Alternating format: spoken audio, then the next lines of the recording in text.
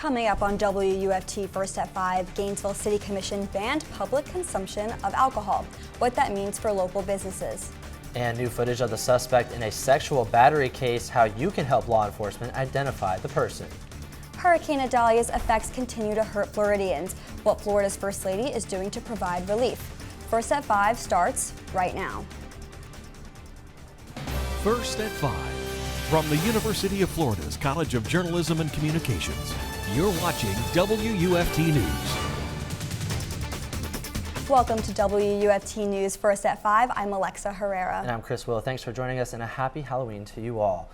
In a 4-3 vote, Gainesville City Commission decided to officially ban the public consumption and possession of alcohol and create an entertainment district. WUFT's Rafael de los Santos went to City Hall to find out more on what the ordinance means to local businesses. Thank you, Alexa. Just 5 days ago, the City Commission voted in favor of the highly debated open container ban, designating 2 areas as arts, culture, and entertainment districts, largely south of City Hall. Southwest 2nd Street and 1st Ave mean the heart of the new designated entertainment district. It is home to Lucy's, where drinks like this one can be enjoyed within the newly established parameters. Downtown, Depot Park, and part of the Grove Street neighborhood form part of where consuming alcohol in public spaces will be allowed from 8 a.m. to midnight beginning January 1st. It is an ordinance that City Commissioner Casey Willits voted against. I voted against returning to the pre-pandemic policy because I didn't really want to pick winners and losers in where people could have that freedom, what businesses would be able to offer that to their customers. Local businesses like Lucy's and V Pizza have been enjoying the freedom afforded by the ordinance since the city first allowed people to drink alcohol on public property since September 2020. Back then, it was the city's effort to keep businesses afloat during the COVID-19 pandemic. That's an extra $13 per drink for us, and like beers are pushing $6, sometimes $8, and that adds up. But apart from that, I mean, it might be beneficial, stop people from getting too crazy. Now, the decision to return to a ban on open containers comes after over 2 years of legal back and forth between the City Commission. In May 2022, after hearing from GPD about public fighting and drinking getting out of hand, the City Commission met again to talk about reversing the ordinance, a point of contention Willits argued against at the City Commission meeting. Across the nation, there was an increase in gun violence almost everywhere over the past several years during the pandemic and after. And those places didn't change their open container policy, so I didn't appreciate that argument. Businesses like Lucy's and V Pizza will continue to advocate for an equitable solution for all that protects the spaces they have created. According to City Commissioner Willits, the Commission pushed the ordinance's start date to January 1st to allow for edits. Staff will bring in what would be an amendment to the ordinance regarding the inclusion of parking lots and garages to the designated entertainment districts. In the studio, Rafael de los Santos, WUFT News. The Gainesville Police Department is asking for your help identifying the suspect in a sexual battery incident. GPD released this video footage of the suspect on its Facebook page. The crime took place in the area of 400 Southwest 10th Street on September 19th. If you have any information on the suspect, contact GPD Detective Rosano at 352-393-7719. If you would like to remain anonymous, contact Crime Stoppers at 352-372-3867 or submit a tip online. Florida's First Lady announced millions of dollars in state funding for our area. The money will go towards Hurricane Idalia relief and help for those losing their jobs due to the closure of the Georgia Pacific plant in Taylor County. Casey DeSantis made the announcement in Citrus County on Monday. $5 million will go towards the city of Crystal River's disaster recovery efforts. The money is coming from the local government emergency revolving bridge loan program. Part of the funds will be directed to the area's shellfish aquaculture.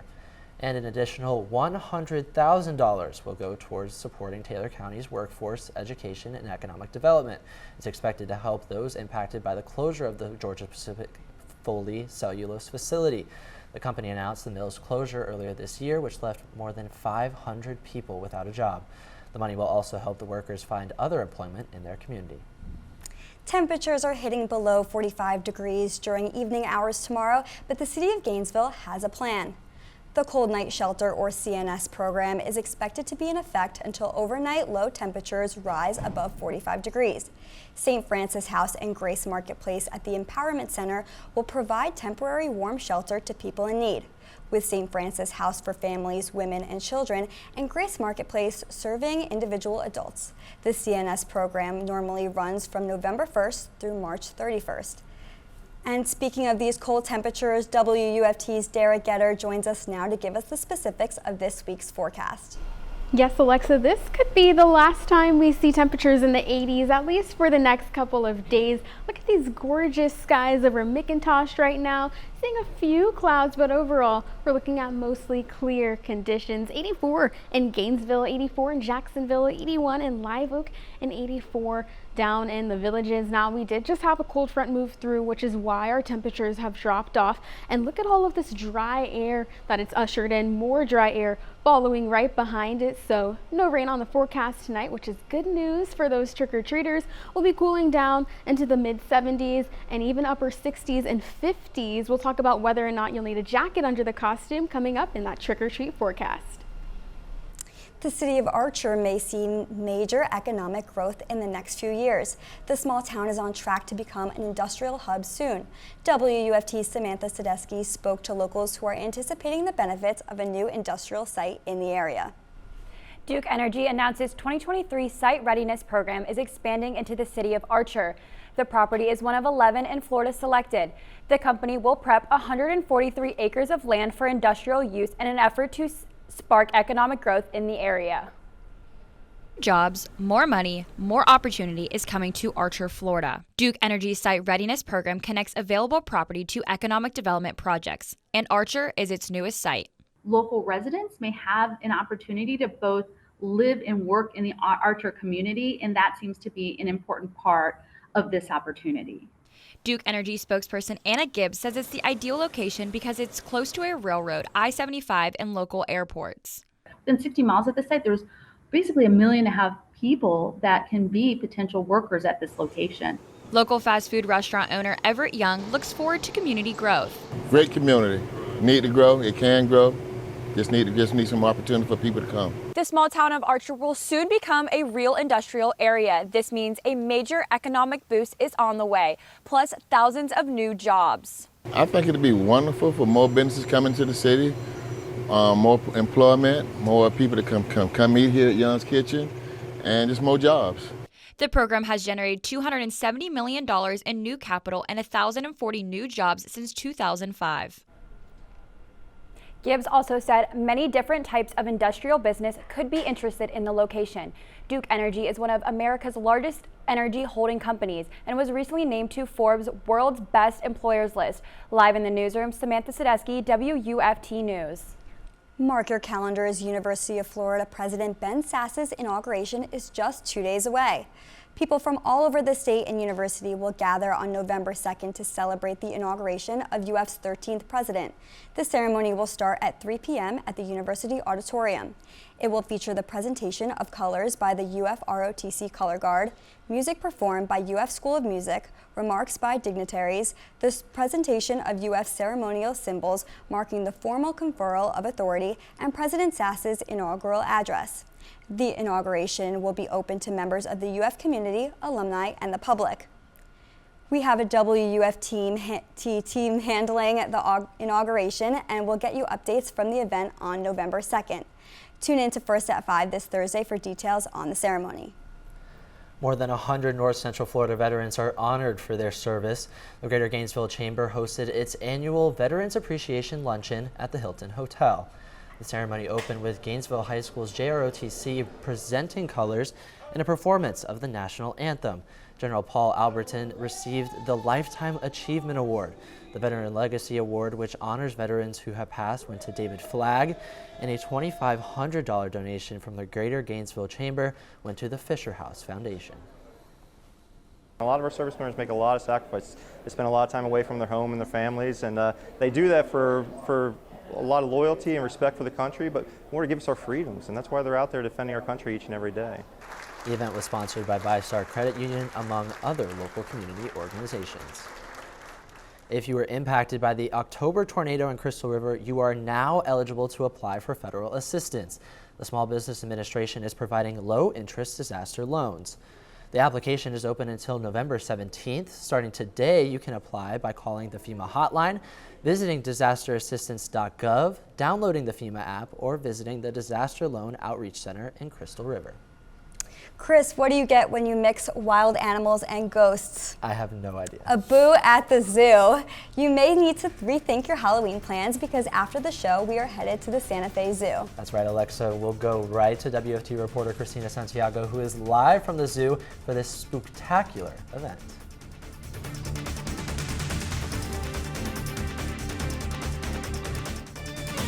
You're watching WUFT-TV News. The 27th annual Boo at the Zoo event is already underway at Santa Fe College. It's a Gainesville Halloween favorite for both kids and adults. For an up-close look at the ghouls and goblins, let's check in with WUFT's Cristina Santiago, who is happy to be in the midst of the tricks and treats. Cristina? Thanks, Chris and Alexa. This event is definitely all treats and no tricks. For the last 27 years, it has been bringing family fun to Gainesville. The families are already enjoying the 27th annual Boo at the Zoo event. Kids are already trick-or-treating in multiple themed areas like Mario Kart or the Medieval Kingdom. Admission, just one can or one non-perishable food item for families in support of families in need through the Saints Food Share and Catholic Charities. There's also live entertainment, animal interactions, and a kids zone. This event lasts until 7 p.m. The event already has quite a turnout with lots of people in the Halloween spirit. Reporting live, Cristina Santiago, WUFT News. Thanks, Cristina. Law enforcement agencies in the area have some trick-or-treating tips to everyone to stay safe this Halloween. Firstly, bring a flashlight and be cautious of cars. Use sidewalks and crosswalks. Don't venture into the street. Drivers, please stay away and alert and slow down in neighborhoods. Only accept candy at the door. Don't go inside and throw out any unwrapped or suspicious candy. And lastly, if you see any suspicious activity, please call police in your area. Be safe and have a happy Halloween. A local Montessori school takes a different approach to Halloween. Most kids are getting ready to put on their costumes for trick-or-treating, but second and third graders at the Millhopper Montessori School dressed up for a different reason. Every Halloween in teacher Richard Aslanani's class, students dress up as historical figures. This year, students are taking on historical characters in the fields of arts and literature. One of these students, Alex Martin, chose to dress up as Zikalasa. She fought for the rights of her native people and tribes to help other people that were nearby because I did research about her and apparently she went to school and each student thoroughly researches the character they have chosen. Then they make a 1-minute presentation about their figure to their classmates, families, and friends. It's a fun way to learn history and it's entertaining too. A few 40s and 50s in states to the north. We'll talk about when we'll be joining them on the other side of the break. You're watching WUFT-TV News. Look at that sunshine sparkling on the water down at Florida Gulf Coast University. That's a beautiful picture. Temperatures right now in the mid-80s. We have winds coming at us at around 10 miles per hour from the northwest, and that's going to continue to pick up overnight. The strongest wind speeds along the Gulf Coast. Temperatures right now at 83 in Gainesville, 82 in Palatka, 78 in St. Augustine, and 79 in Lake City. Now, the sun is going to set a little bit earlier, so if you're headed out tonight at 7 or 8 o'clock, it's likely going to be pretty dark outside. That chilly northwest wind will continue to pick up overnight, and then we'll see that cloud cover build in as we head into tomorrow morning. You'll be waking up to temperatures in the low 50s, even some 40s in Perry, Live Oak, and in Lake City. So certainly a chilly start to your November. Mostly sunny skies throughout the afternoon. We'll be warming up to the 50s and low 60s by noon, but then 2, 3, 4 o'clock. Notice how we're still riding in the mid 60s. Our highs tomorrow only at 66 degrees in Gainesville. Most of us are not even going to be making it to 70. You won't even see the 70s until you get down into Sumter County, and we'll continue to see these temperatures trend on the cooler side at least until we head into the weekend. Then we'll see them try to pick up back toward normal. But Thursday morning, look at that. 40s and maybe even some 30s back toward the Big Bend. So we're going to continue to see these temperatures well below average over the next couple of days. We have this area of high pressure, so winds right now are out of the northwest, but as it continues to lift to the northeast, we'll see that flow shift to the northeast, which is going to work to add a little bit more warmth in the air and a little bit more moisture as we head into the weekend. Let's get a quick update on the tropics. So we have this trough of low pressure, which could become a tropical depression by late this week. Now, whether it does or doesn't become a tropical depression, it's certainly going to produce heavy rain into Central America. Either way, it has a 60% chance of developing in the next 7 days, so we'll continue to keep our eye on that. Other than that, we'll just have to get through this stretch of cooler temperatures. No rain on the forecast for this week, and then Saturday as we head into Sunday, you'll be getting an extra hour of sleep. We'll have daylight savings time, and then the highest chance to see rain on the forecast will be on Tuesday at a 40% chance as temperatures slowly climb back into the mid-80s. Coming up next on WUFT News, the trick-or-treaters won't be the only ones out and about tonight. The high school volleyball regional finals begin tonight, and a few local schools are still in the mix. After the break, we'll take a look at the matchup scheduled for tonight. Don't go anywhere.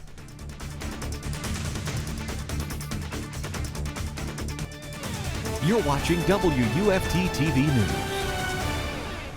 Welcome back and happy Halloween to everyone out there. I'm Madison Walker. It might be a big night for trick-or-treaters, but it's also a big night for high school volleyball. Tonight, the regional finals will take place with a few local schools taking part. The Newberry Panthers will take on the Williston Red Devils in the 1A regional finals. The Panthers come in after defeating Chief Lynn in the District 7 championship and in the regional semifinals.